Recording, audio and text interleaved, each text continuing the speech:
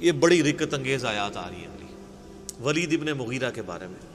سیدنا خالد ابن ولید رضی اللہ تعالیٰ عنہ کے جو والد تھے نا، وہ بہت انٹلیکچوئل آدمی تھے، عرب کے ذہین ترین لوگوں میں شمار ہوتے تھے، امیر ترین لوگوں میں ولید ابن مغیرہ۔ شام یعنی طائف کے اندر بھی اور مکے کے اندر بھی ان کے اپنے آپ سمجھ لیں ایسٹس موجود تھے۔ طائف تو اسی طریقے سے ہے جس طرح ہمارے شمالی علاقہ جاتا ہے، وہاں تو برف بھی پڑتی ہے، تو ابھی بھی اس زمانے میں بھی لوگ گرمیاں گزارنے کے لیے وہاں جایا کرتے تھے، آج بھی لوگ جاتے ہیں۔ یہ جو نکاح مسیار والا فتنہ سعودی علماء نے شروع کیا ہے نا، وہ اسی چکر میں شروع کیا ہوا نا۔ شیعہ نے نکاح متع شروع کیا، انہوں نے نکاح مسیار شروع کر دیا، تو وہ زیادہ تر نکاح مسیار کے لیے وہیں پہ جاتے ہیں طائف میں۔ تو اب یہ ولید بن مغیرہ جو تھا نا، یہ چونکہ ذہین بھی تھا، سمجھدار بھی تھا، بڑا جاندیدہ بندہ تھا، جیسے ہر یعنی معاشرے میں ایسے انٹیلیجنشیا ہوتا ہے، تو کافروں نے میٹنگ کر کے اس کو لانچ کیا کہ یہ جا کے نا نبی علیہ السلام سے دو ٹوک جا کے بات کریں، کیونکہ آپ علیہ السلام کی دعوت پھیلتی جا رہی ہے، تو کوئی ذہین بندہ بھیجیں مناظرے کے لیے، ٹھیک ہے، جو مناظرہ کرے۔ اب آپ علیہ السلام کے پاس جب وہ آیا، آپ صلی اللہ علیہ وآلہ وسلم سے جب گفتگو شروع ہوئی تو اس نے ہر طرح سے سوال کر کے آپ کو نا چیک کیا، جس کا ذکر جو ہے نا وہ پچھلی صورت میں بھی گزر چکا ہے، میں نے پہلے بتایا تھا، آگے جا کے نا اس کی ڈیٹیل بھی آئے گی۔ سورہ المعارج میں تھا یا سورہ قلم میں تھا۔ تو اب وہ نبی علیہ السلام سے ڈسکشن کر رہا ہے، پھر واپس آتا ہے اپنے وہ دار الندوہ کے اندر جہاں پہ وہ بیٹھا کرتے تھے۔ اچھا، یہ ساری چیزیں نا عمر سیریز کے اندر انہوں نے فلمائی ہیں جناب، ولید بن مغیرہ بھی دکھایا ہے، اور وہ جو میٹنگز کرتا ہے، جو مل کے آتا ہے، تو وہ بڑا اس کا چہرہ لٹکا ہوا ہوتا ہے، تو کوئی ذہین بندہ ہوتا ہے نا۔ اب وہ اس سے پوچھتے ہیں بتاؤ کیا بنا، کیا اس کو ہم جادوگر کے؟ ان کا نہیں، جادوگر نہیں ہے، جادوگروں کو میں جانتا ہوں، یہ جادو کلام جادوگروں والا ہے ہی نہیں ہے۔ پھر وہ کہتے ہیں شاعر، ان کا شاعروں کا تو مزاج ہی کچھ اور ہوتا ہے، عشق مشوقی والا ہے، اس شخص کا تو پورا کریکٹر ہمارے سامنے ہے، شاعر بھی نہیں ہے۔ کاہن، ان کا کاہن کہاں سے؟ ہمارے سامنے یہ پل بڑھ کے جوان ہوا ہے، اس کا کریکٹر ہمارے بالکل سامنے ہے، ایک ڈائنامک آدمی تھا، کبھی اس کا کائنوں کے ساتھ نہ کوئی دوستی رہی ہے، نہ کبھی کوئی کسی مجالس میں اس طرح کا شریک ہوتا تھا۔ تو وہ اچھا، اب ان کو لگا کہ گیا جی یہ ولید صاحب بھی گئے نا، تو پھر اس نے بہانے کر کے نا، اس نے کہا زیادہ سے زیادہ کہنا یہ کہہ دو یہ اگلے لوگوں کی سٹوریاں بیان کرتا ہے، حالانکہ قرآن میں کیا صرف اگلے لوگوں کے واقعات ہی ہیں؟ آنکھوں میں آنکھیں ڈال کے مشرکین عرب کے ساتھ گفتگو نہیں ہوئی ہے، مکی قرآن میں تو ہوئی ہوئی ہے۔ اور پھر ہاں یہ بھی کہہ سکتے ہو تم کہ ایک جادو پیچھے سے چلتا آ رہا ہے، بس اسی کی ایک کنٹینیوشن ہے، ایک بہانے کے طور پہ۔ اب اللہ تعالیٰ کو ولید ابن مغیرہ پہ سب سے زیادہ غصہ آیا، کیوں؟ کہ یار چلو باقی تو بونگے تھے، تیرے پاس تو ڈگری موجود تھی، تو نے علماء سو کا کردار کیوں ادا کیا؟ چلو جاہل آدمی تو جاہل ہوتا ہے، جب پڑھا لکھا بندہ اس طرح کی حرکت کرے تو اس پہ پھر غصہ زیادہ آتا ہے۔ اب یہاں سے اللہ تعالیٰ کا غصہ ولید ابن مغیرہ پہ شروع ہے، اور کس سخت الفاظ کے ساتھ ہے۔ اب یہ لادہ بات ہے کہ اسی کے 3 بیٹے مسلمان بھی ہو گئے بعد میں۔ ایک بیٹا تھا ان کا ولید ابن ولید، وہ خالد ابن ولید سے بھی پہلے مسلمان ہوا، اور اس کی وجہ سے حضرت خالد ابن ولید بھی اسلام سے امپریس ہوئے اور بعد میں مسلمان ہوئے، اگرچہ صلح حدیبیہ کے بعد ہوئے۔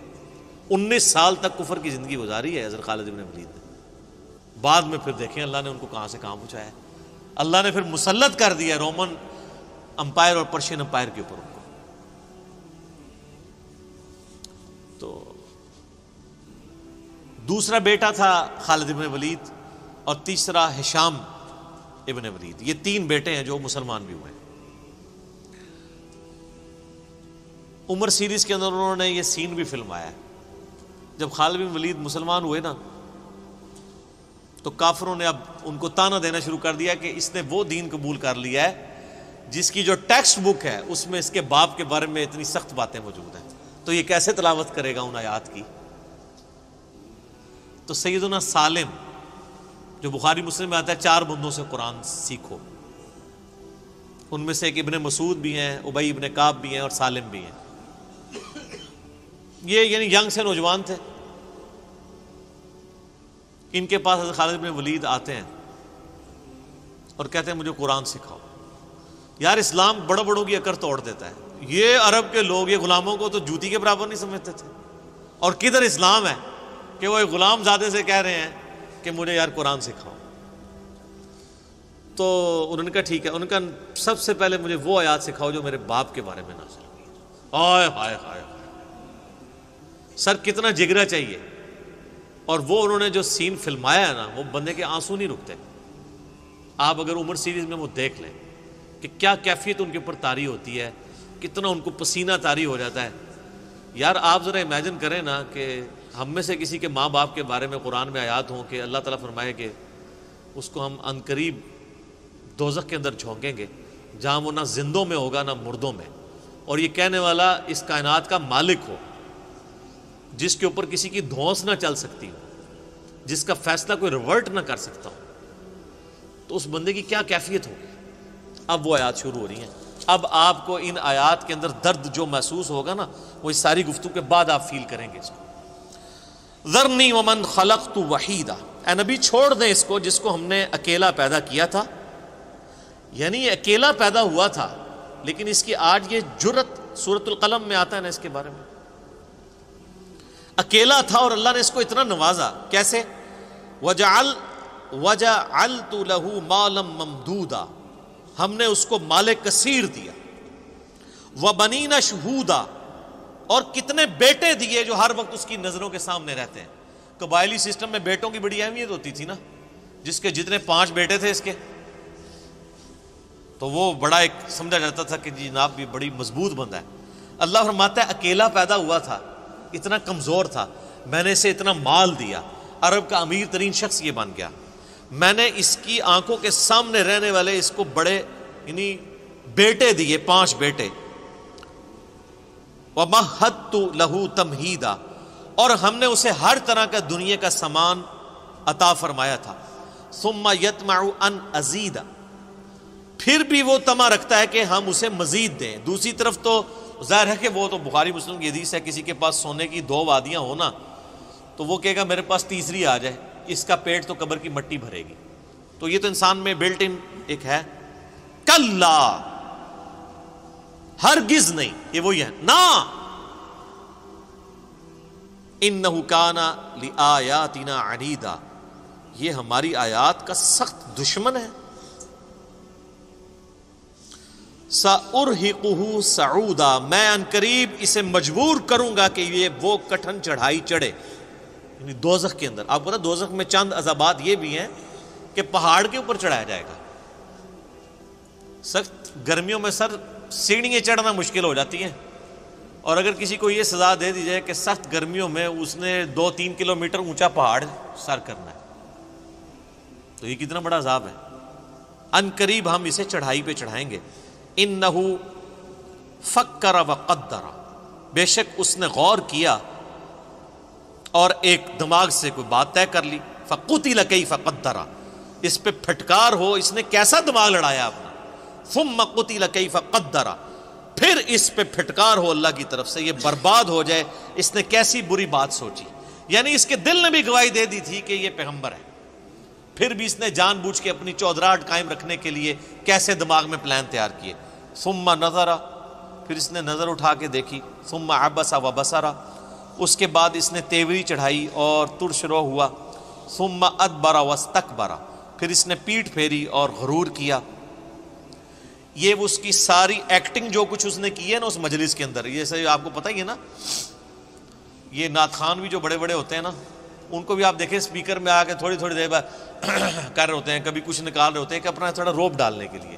علماء کے ہاں بھی آپ کو نظر آئے گا جو بڑے بڑے ہیں نا، ان کی خاص قسم کے وہ ذرا سا ایسے کرتے ہیں تو ایک ساتھ بندہ رومال لے کے آ جاتا ہے، ٹھیک ہے نا، تھوڑی ایکٹنگ، اور پھر تھوڑا سا کتاب پڑھی ہے تو وہ اینک تھوڑی سی ایسے کر لی ہے، ایسے کر کے سائڈ پہ کر لی ہے، پھر ایسے کر کے ایسے ایسے، یہ جو سٹائل ہوتے ہیں نا صرف اپنا علمی روب جھاڑنے کے لیے، یہ سارے کام وہ بھی کر رہا تھا تو اللہ تعالیٰ نے اس کو نقل کیا ہے کہ کبھی یوں کرتا ہے، یوں دیکھتا ہے، جیسے بڑا کو بڑا فلاسفر ہے ان کو بڑی بڑی گال کرنے لگا تھا، وہ کڈی کے گال ہے انہیں، وہ دیکھ لو تسی۔ فقال ان ھذا الا سحر یؤثر، ہاں یہ کہہ سکتے ہو یہ جادو ہے جو پچھڑوں سے چلتا آ رہا ہے، ان ھذا الا قول البشر، یہ تو نہیں ہے مگر ایک انسان کا ہی کلام ہے۔ سأصلیہ سقر، ان قریب میں اسے جہنم میں جھونکوں گا، وما ادراک ما سقر، تمہیں کیا سمجھ یہ جہنم کیا ہے، یہ جہنم کی آگ کیسی ہے، لا تبقی ولا تذر، نہ باقی رکھے اور نہ ہی چھوڑے، قرآن میں آتا ہے ثم لا يموت فیہا ولا یحیا، نہ وہاں کوئی زندوں میں ہوگا پھر نہ مردوں میں۔ سورہ فرقان میں آتا ہے آج ایک موت نہیں کئی موتیں مانگو، وہ کافر کہیں گے اللہ موت آ جائے جان ہی چھوڑ دے، لیکن موت نہیں آئے گی۔ اللہم اجرنا من النار، اللہم اجرنا من النار، اللہم اجرنا من النار، آمین۔